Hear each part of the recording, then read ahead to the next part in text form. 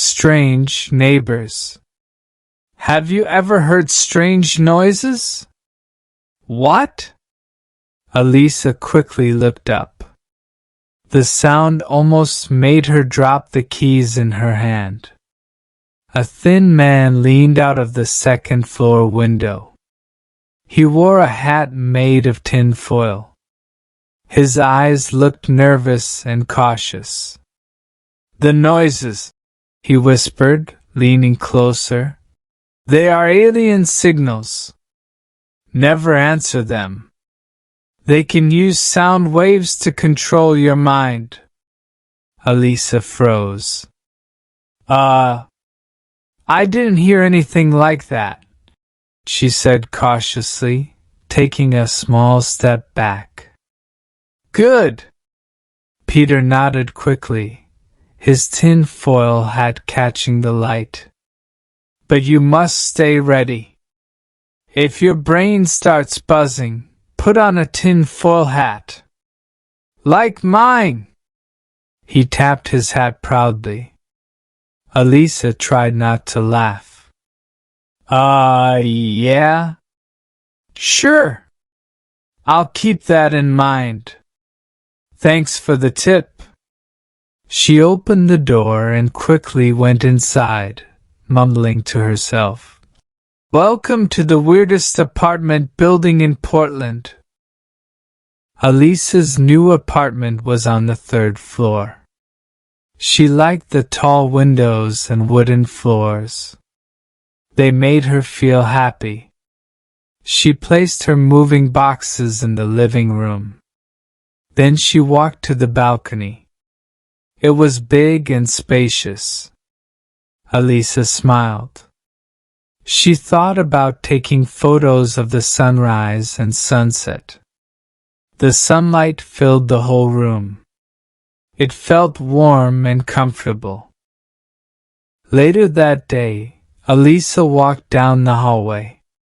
She wanted to explore the building. The walls were old and faded. The carpet looked worn out. At the end of the hallway, she saw a cat. The cat stared at her for a moment. Then it turned and disappeared around the corner. After a while, Elisa noticed a woman. The woman was carrying 2 big bags of cat food. She had short curly hair. When she saw Elisa, she smiled. "Hi," the woman said. "My name is Martha." She put the cat food on the ground. Then she held out her hand. Elisa smiled and shook her hand. "My name is Elisa," she said. "Nice to meet you." Martha looked at the boxes near Elisa's door. "Just moved in?" Martha asked. "I hope you like cats." "I have 10 of them." Elisa raised her eyebrows. She was surprised. 10? She said softly. Martha nodded proudly. "Yes. All my cats have names of celebrities. I have Elvis, Madonna, Beyonce, and others. Sometimes they run around the building. If they bother you, let me know." Elisa smiled. "That's interesting," she said. "I don't mind cats."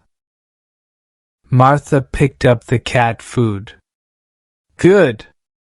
You might see them in the hallway," she said. Then she leaned closer. She spoke in a quiet voice. "By the way, be careful of Peter upstairs. He thinks aliens are watching us." She waved goodbye. Then she went into her apartment with the cat food. Elisa couldn't help but chuckle softly. Elisa stepped outside for fresh air. She crossed the street. Then she walked into a small cafe. She bought a cup of coffee. After that, she went back to the apartment lobby. In the lobby, she saw a tall man. He was wearing a chef's apron. He was putting a flyer on the bulletin board. The flyer said, "Community tasting event, spicy pudding day." Elisa felt curious. The man saw her and smiled. "Hi," he said. "You must be the new neighbor." "I'm Paul." Elisa nodded. She looked at his apron. There was a small chili pepper icon on it. "I'm Elisa," she said. "What is spicy pudding day?" Paul laughed. "I love cooking," he said. "I like to try strange flavors. Chili pudding, mustard ice cream, and green pepper cake. Someday, I want to open my own restaurant." Elisa felt unsure. "That sounds creative," she said. "I have never tried food like that." Paul smiled. "Many people are afraid to try it," he said. "But I will keep testing new ideas. One day, I will be famous. You are welcome to join any time." Elisa thanked him politely. But she was not sure if she could eat chili pudding. That evening, Elisa started unpacking her things. She wanted to get ready for work the next day. She put books on the shelf. She put her camera lenses in a cabinet. Suddenly, she heard a scratching sound. It came from the door. She opened the door. A fluffy cat ran into her apartment. It meowed loudly and ran around the room. Elisa looked at the cat's collar. It had a name on it. Madonna. She tried to catch the cat, but it ran under the sofa. Elisa knelt down. She looked under the sofa. She saw two glowing eyes. "Come out," she said softly. "I don't have food for you." The cat hissed. Then it ran past her legs. It jumped onto her camera tripod. It sat like a queen on a throne. Elisa sighed. She needed a break. She picked up the cat carefully. She carried it to the door. Suddenly, there was a knock. Elisa opened the door.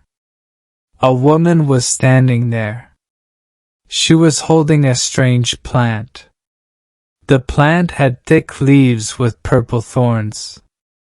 It also had small red flowers. The woman smiled warmly. "Hi," the woman said. "I'm Kyra. I heard you are new here. I like to give gifts." Elisa was surprised. She held the cat in her arms. She looked at the strange plant. Kyra gave her the plant. "This is a rare cactus," Kyra said. "It absorbs bad energy. It also cleans the air." Elisa took the plant. She held it with one hand. The cat started to squirm in her arms. Kyra reached out. She touched the cat gently. The cat purred. Elisa felt a little confused. "Thank you," Elisa said. "This is very kind of you. I will take good care of it." Kyra nodded. "Water it once a week," she said. "Let it get sunlight. It will make you happy." She waved goodbye. Then she walked down the hallway. Elisa took a deep breath. She set Madonna down in the hallway. She watched the cat run away. Then she put the strange cactus by the window. Elisa did not plan to have a plant or a cat tonight. But now, she was sure this building was very unusual. A few days later, Elisa woke up early to take photos of the sunrise. She brought her camera to the balcony. The morning air was quiet and fresh. She aimed her lens at the soft pink light in the sky. Suddenly, she heard loud shouting from the rooftop above her. She leaned on the balcony railing. Then she looked up. Peter, the man with the tin-foil hat, was standing on the roof. He was holding a broken umbrella and pointing it at the sky. He shouted, "Aliens, leave us alone! Earthlings are strong!" Elisa almost burst out laughing. Next to Peter, she saw an old electric fan. There were some wires and blinking lights. It looked like a homemade machine. Peter waved his umbrella around. He looked very serious. "What are you doing?" Elisa shouted. "It's only 6 in the morning." Peter waved at her. "I'm sending a warning," he said. "They are trying to land. I have to scare them away." Elisa tried to stay polite. "Be careful," she said. "The roof is dangerous." Peter took a step back. His foot landed on a loose roof tile. He wobbled, waving his arms in the air. "No! Not like this!" he shouted. Then he slipped and tumbled off the roof. Peter fell onto a small platform on the second floor. He landed face first on a giant cat bed that Martha had placed there. The bed cushioned his fall, but 10 frightened cats leaped up in panic. The cats scattered in all directions. Martha rushed out, holding a broom. "Peter! What are you doing?" she yelled.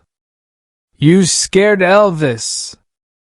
She glared at him as Elvis, her favorite cat, hid behind a potted plant.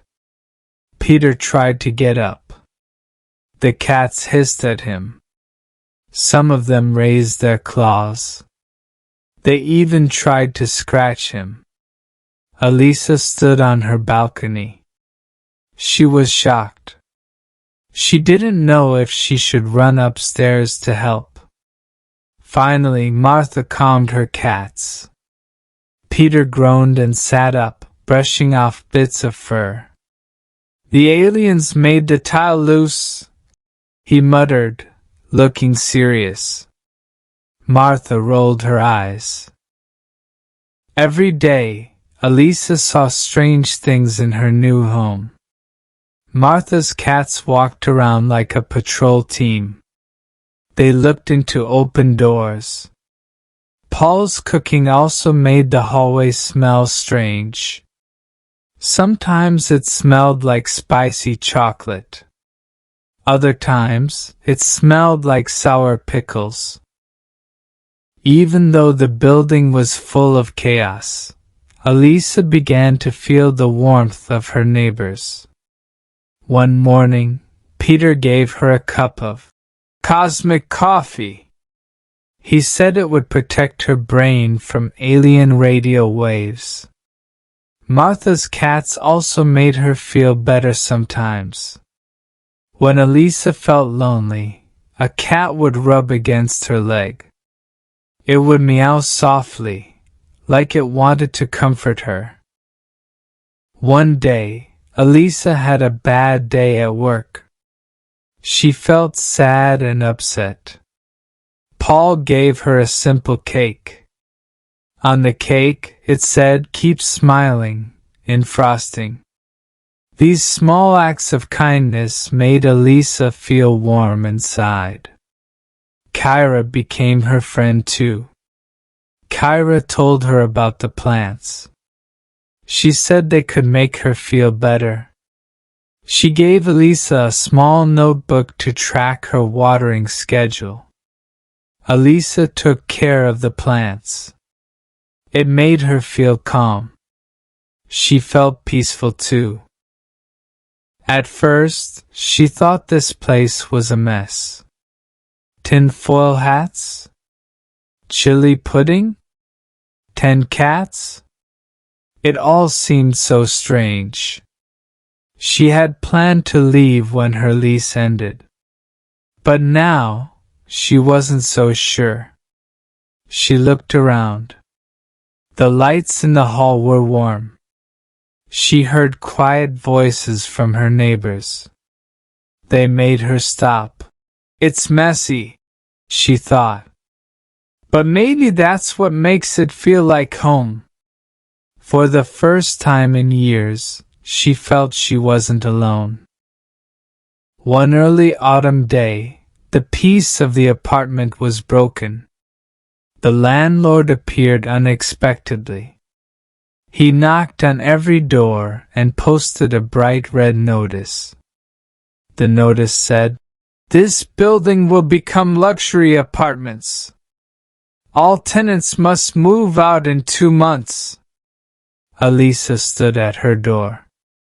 She stared at the bright red paper. A chill ran through her. She had just gotten used to living here. She even started to like her quirky neighbors. But now, everything seemed to be ending. She needed to find a way to stop this. Elisa knocked on Martha's door. Martha was sitting on the sofa. She was holding a cat in her arms. Her eyes were red. "I don't know what to do," Martha whispered. "No other place will let me keep this many cats.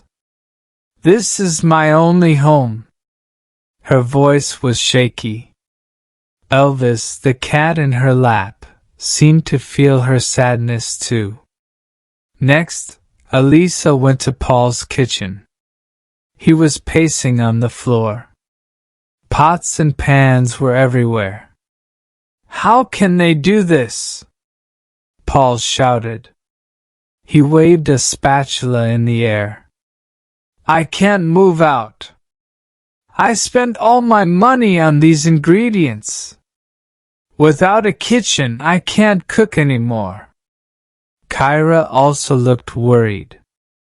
She stood by her windowsill. Green plants surrounded her. She sighed softly. "There are too many plants," she said. "It's impossible to move them all. I don't know if they will survive in a new place." Peter shouted, "This is an alien plan.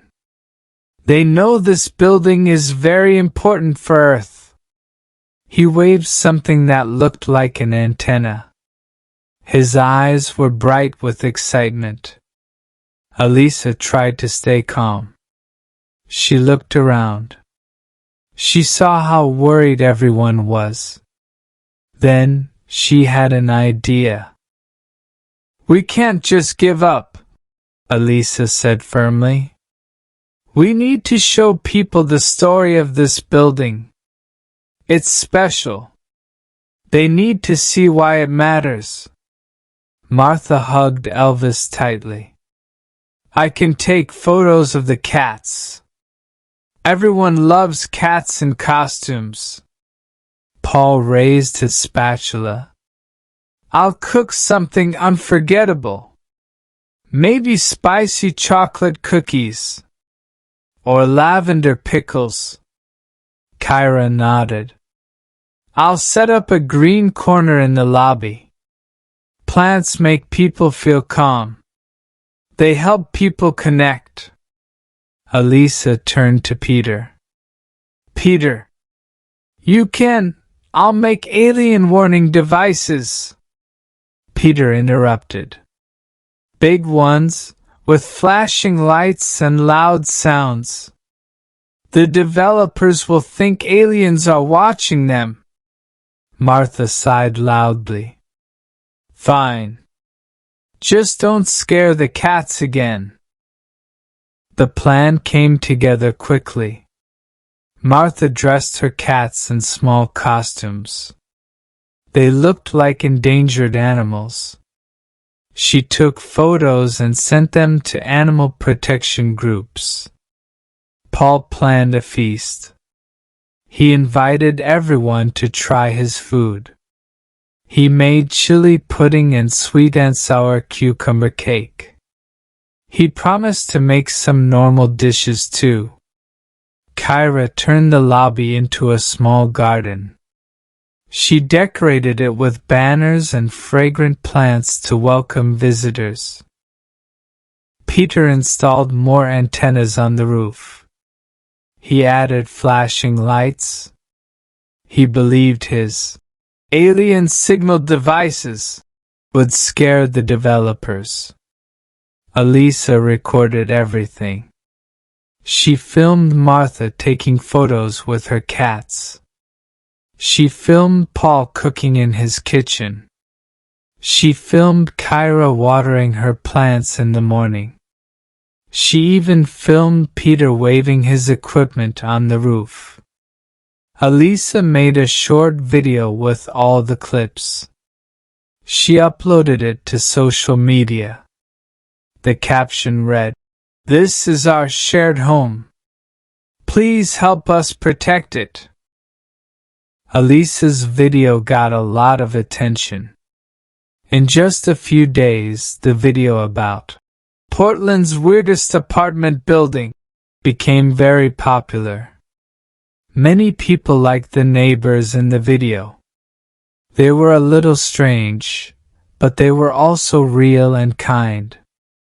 Many people in the city started talking about the red brick apartment.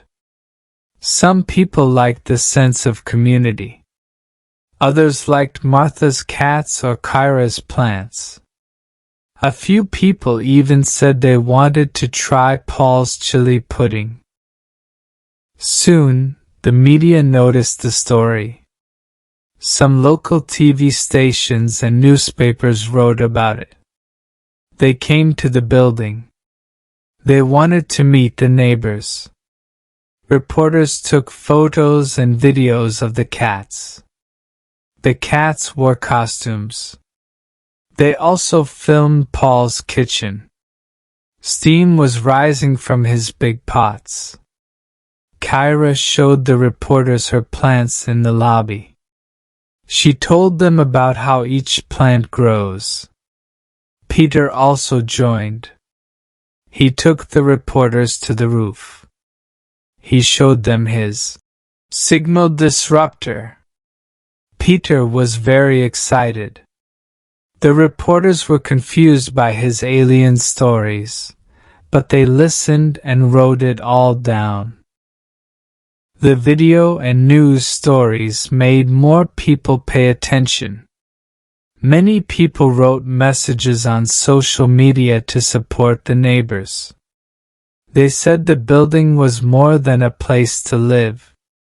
It was a special community. People shared the video. It became very popular online. The developers were surprised by the public reaction. They did not expect this. They thought it was just a normal renovation project. But their plans became a big problem. Social media was full of comments. One post said, "Save Portland's weirdest apartment."